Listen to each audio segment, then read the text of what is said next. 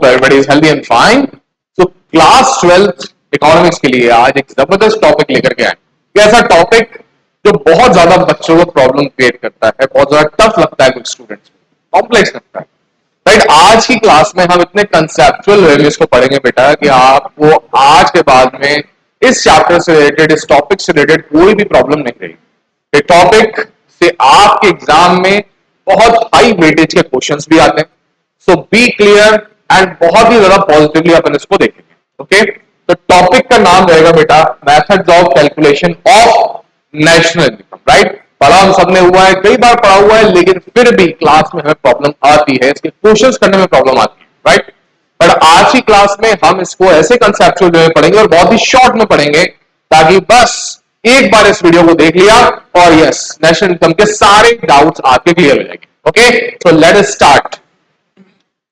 तो first of all, how many methods are there for calculation of national income? तो बेटा there are 3 methods of calculation of national income.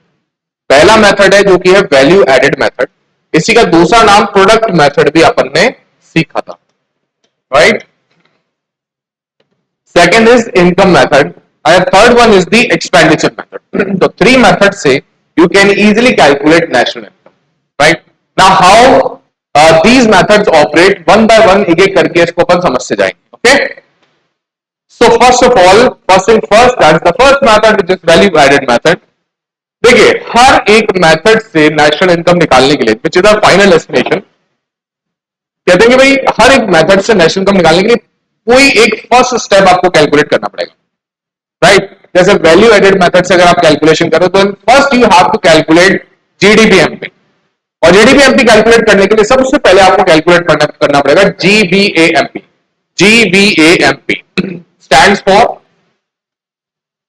Gross value added at market price. सबसे पहले आपको इसे calculate करना पड़ेगा। But sir ये जीवीएमपी कैलकुलेट कैसे किया जाता है? तो बड़ी सिंपल सी बात है बेटा, जितना भी आपका वैल्यू ऑफ आउटपुट है उसमें से इंटरमीडिएट कंजम्पशन को हम सब्ट्रैक्ट करेंगे। Now what is value of output? तो बेटा value of output is equal to sales, जितना भी आपने किया एक साल में एक कंट्री में, और इसमें ऐड कर दिया जाता है डेल्टा स्टॉक। डेल्टा स्टॉक क्या होता है सर? तो सिंपल सा, क्लोजिंग स्टॉक में से जब ओपनिंग स्टॉक को हम लेस करते हैं तो नेट चेंज इन स्टॉक जो आता है, चेंज इन स्टॉक के नाम से भी गिवन हो सकता है क्वेश्चन में, उसी को अपन डेल्टा स्टॉक कहते हैं। लेकिन सेल्स भी कई बार डायरेक्टली क्वेश्चन में गिवन नहीं होती है, तो in that sense simply we can add both the types of sales. One is domestic sales, another is export.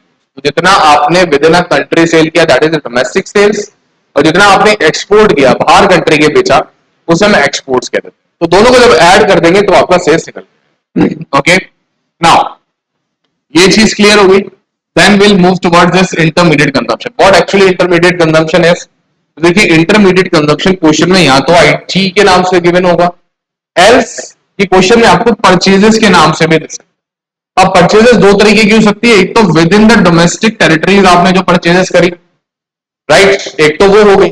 एक वो जो कि आपने बाहर से मंगाया, तो जो बाहर से मंगाया उसको बोल दिया अपन ने इम्पोर्ट। सो परचेज निकालनी हो, इंटरमीडिएट कंजम्पशन निकालना हो, सिंपली जितना आपने डोमेस्टिकली परचेज किया उसमें ऐड कर दीजिए इनपुट। ओके भाई, आज का वीडियो ऐसा होने वाला है जिसमें नेशनल इनकम से रिलेटेड सारे डाउट्स क्लियर हो जाएंगे, तो बने रहिएगा इसमें लास्ट। तो व्हाट इट सेज, जैसे ही आपने जीवीएमपी निकाला, this will be GVMP of one sector. 3 types के सेक्टर्स पढ़े थे अपन ने, प्राइमरी, सेकेंडरी और टर्शियरी। तो हमने भी वन सेक्टर का ऐसा जीवीएमपी निकाला। ऐसे हम तीनों सेक्टर्स के जीवीएमपी निकालेंगे, और जब इनका सम होगा तभी उसे हम कहेंगे दैट्स द जीडीपीएमपी।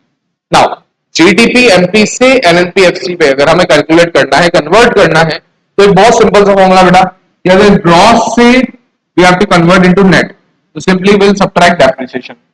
अगर एमपी से we have to convert into FC, तो simply will subtract NIT.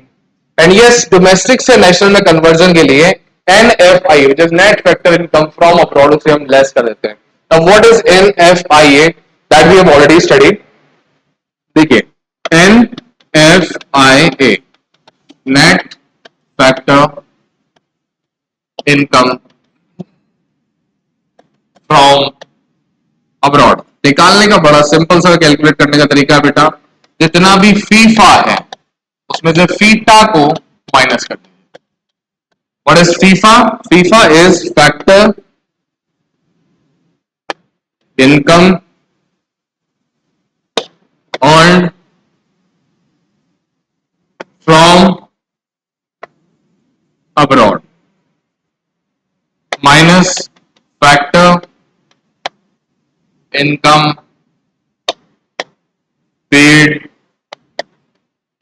To abroad. ठीक है, तो फीफा माइनस फीटा किया तो एनएफआई हमारा आ जाए। ओके, तो this is how we can simply calculate national income by value added method. कैसा भी क्वेश्चन आ जाए प्रोडक्ट मेथड से रिलेटेड, यही सिंपल फॉर्मूला आपको यूज करना है बेटा, कितना ही कॉम्प्लेक्स आ जाए। अगर आपके पास में फॉर्मूला है, अगर आप इस कंसेप्ट से क्लियर हैं, definitely you are going to attempt it, एक भी नंबर आपका नहीं कटेगा। Okay, so let's move towards the next method which is the income method. भाई इनकम मेथड से नेशनल इनकम कैलकुलेट करने के लिए क्या किया जाता है? बड़ा सिंपल मेथड है ये भी। आइए जैसे मैंने बताया था कि हर एक एग्रीगेट को जब भी हम नेशनल इनकम निकालते हैं तो एक एग्रीगेट ऐसा होगा जो कि आपको सबसे पहले कैलकुलेट करना होगा हर एक मेथड में। तो जैसे हमने जीडीपी एमपी निकाला था वैल्यू एडेड मेथड में, जस्ट लाइक दैट एनडीपीएफसी, इसको हम दूसरे नाम नेट डोमेस्टिक इनकम भी बोल सकते हैं, नेट डोमेस्टिक इनकम, राइट। इसे कैलकुलेट करेंगे सबसे। How it will be calculated? Simply COE, OS और एमआई तीनों को ऐड किया जाएगा। Now what are these? तो सबसे पहले सीओई की बात करते हैं। फुल फॉर्म बेटा कंपनसेशन ऑफ एम्प्लॉइज। एम्प्लॉइज को जैसे भी करके पैसा मिला, ठीक है, किस किस वजह से मिला होगा, जो भी अपन ने एक तो वेजेस एंड सैलरीज अर्न करी वो, सेकंड अगर कोई पेमेंट इन काइंड है अदर देन वेजेस, जो भी पेमेंट आपको मिला है, चाहे वो कोई फैसिलिटी या पॉट्स मिले हो, जैसे कि यहां पर गिवन है rent free accommodation provided by the institution और द ऑर्गेनाइजेशन, तो अगर ऐसा कुछ है तो वो इसमें ऐड होगा। रिटायरमेंट पेंशन, देखिए विडो पेंशन और ओल्ड एज पेंशन इसमें नहीं ली जाएगी क्योंकि वो अर्न नहीं, वो ट्रांसफर इनकम में आती है, राइट।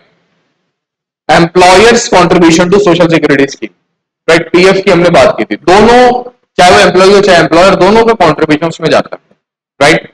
देखिए यहां पर हम जो कॉन्ट्रीब्यूशन लेते हैं बेटा केवल एम्प्लॉयर का लेते हैं, ओके, एम्प्लॉय का अगर गिवन हो उसे इग्नोर किया जाएगा। Finally OS stands for operating surplus. कैसे निकाला जाएगा? सिंपली जितना भी रेंट है,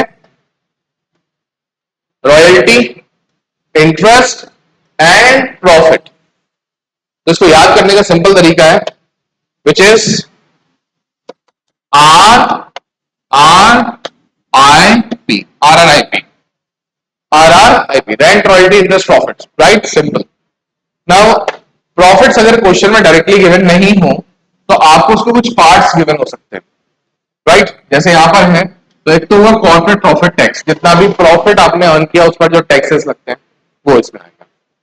second is the dividend, part of profit which is paid to share holder, right, जो पैसा दे दिया उसको भी अपन ऐड करेंगे, okay.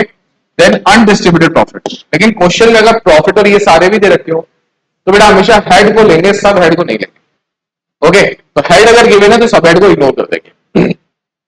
Finally as per the formula we go, COE हो गया, OS we have done, now will talk about MI. MI क्या होता है बच्चे? सिंपल सी बात है, that is the income earned by self-employed individuals and unincorporated businesses where the income includes both the labor and the capital components, right? तो simple सी बात है, हर एक जो पैसा अर्न किया गया मिक्स्ड इनकम उसी को कहेंगे जो कि हमने सेल्फ एम्प्लॉयड लोगों ने अपने खुद के इनपुट्स को यूज करके पैसा जो अर्न किया, दैट इज दी मिक्स्ड। ठीक है, मैंने अपनी खुद की लेबर यूज करी, मैं खुद का लैंड हमने यूज किया, तो उसकी जो इंप्यूटेड वैल्यू रहेगी वो इसमें लिखता है, okay. This is how the NDPFC is calculated. One we are done with NDPFC, simply now we have to convert this NDPFC into NNPFC or any other aggregate, right? तो NDPFC आपके पास आ चुका है, simple सा, you have to convert domestic into national, तो NFIA को add कर दिया जाएगा। In an case NFITA is given, इसको हम सब्ट्रैक्ट कर देंगे। What is NFITA? This is net factor income to abroad, okay. So this is how the national income can be calculated by income method. Now let's move towards the expenditure method, the final one which is GDP MP. अगर आपको calculate करना है simple सा, you have to add 4 item which is PFC, GFC, DDCF and sir ये क्या होते हैं, आइए ये करके पढ़ेंगे। तो सबसे पहले first of all PFC which is private final consumption expenditure.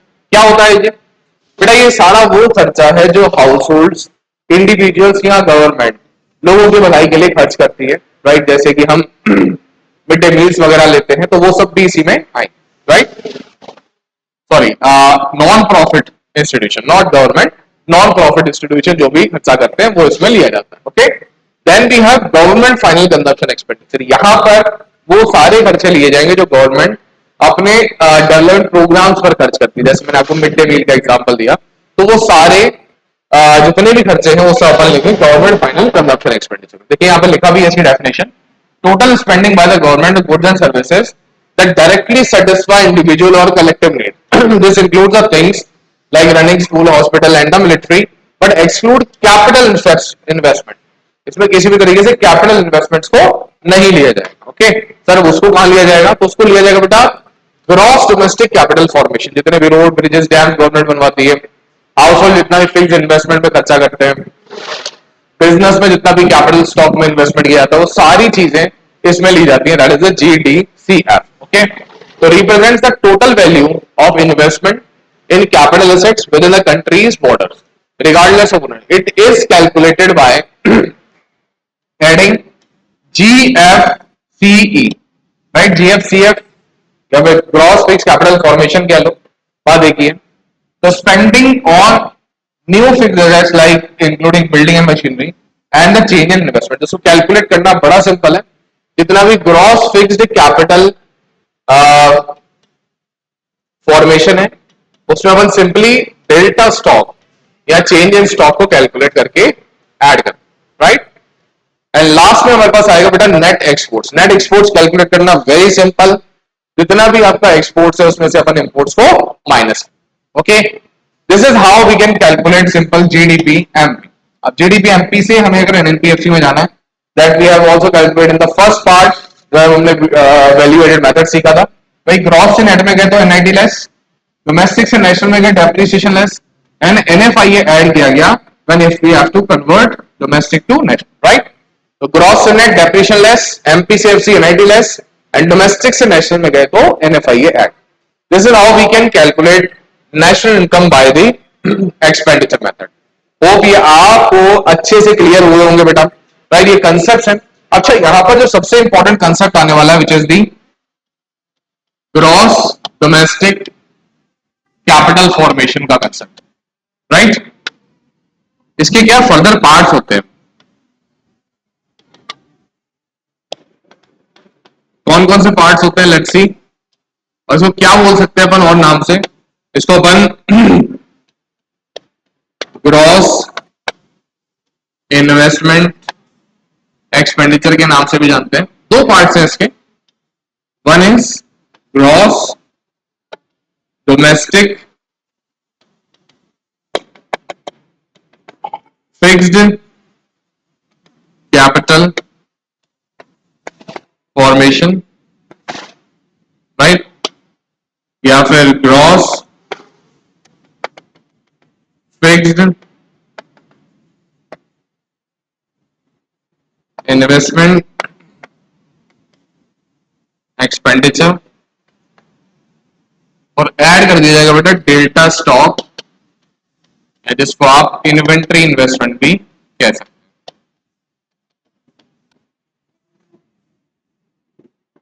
Simple calculation कैसे? जितना भी आपका क्लोजिंग स्टॉक है उसमें से ओपनिंग स्टॉक को we will subtract, right? So this is how we can calculate this gross domestic capital fund, right? So this is the easy one. तो आज का वीडियो पर देख ले बेटा, नेशनल इनकम से रिलेटेड सारे डाउट्स आपके क्लियर हो जाएंगे as promised. Yes, these are 3 methods और जबरदस्त नंबर का क्वेश्चन आपका यहाँ पर एग्जाम में देखने को आपको न्यूमेरिकल देखने को मिलेगा बेटा। ओके, तो एक बार जरूर इस वीडियो को दोबारा देखिएगा अच्छे से और कॉपी में नोट डाउन कीजिएगा।